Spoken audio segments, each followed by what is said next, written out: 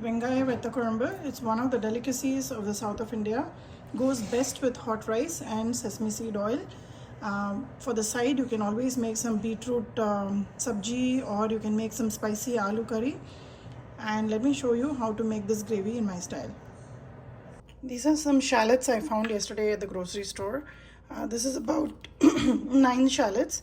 If you don't get shallots, you can always use sambar onions, which you get in the frozen section.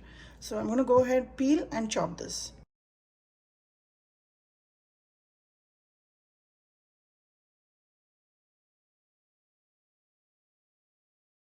I have here about 4 tablespoons of tamarind paste, some turmeric, curry leaf, red chilies, 1 teaspoon each of mustard seeds and methi.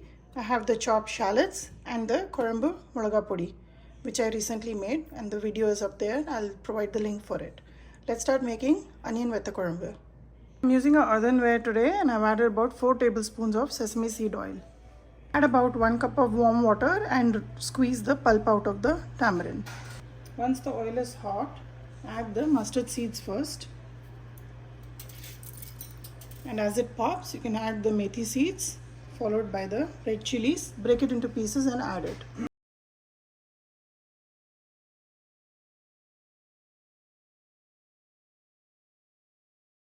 I've added the shallots and about half a teaspoon of turmeric powder. Add about 2 teaspoons of salt right now. Mix it well, and the shallots needs to roast really well in the oil before we add the powder. Mix it well. The salt will help in cooking down the shallots. Shallots are a little stronger than the regular onions, but if you don't get shallots, you can just go ahead and use any regular onion. And take about 2 cups of chopped onions of any kind, white or yellow or red. Make sure the onions are not browning, but they need to be nice and translucent and cooked down really well. You can notice now that the onions are transparent. At this stage, I'm going to add the korambu mulaga podi. I will add about 4 tablespoons of korambu mulaga podi. 1, 2, 3 and 4. I'm adding it here because we don't roast these spices very well. So when it roasts with the onions, it will extract all the flavors and the gravy will come out very tasty. So just roast it for just few seconds, and then we will add the tamarind pulp. Now I have extracted to almost about 2 cups. Always when you come to the end, just stop so that the residue doesn't come in. Mix it well. And I have a second extract as well, which I'll add now, and we'll allow this to boil really well till you see a nice thick consistency and the oil will start separating on top.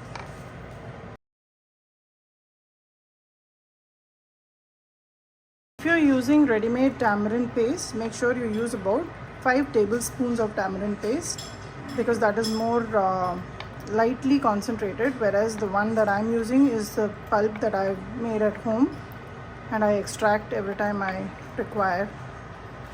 So allow this gravy to boil. It should come to rolling boil. Foam around the top will form and the oil will start separating.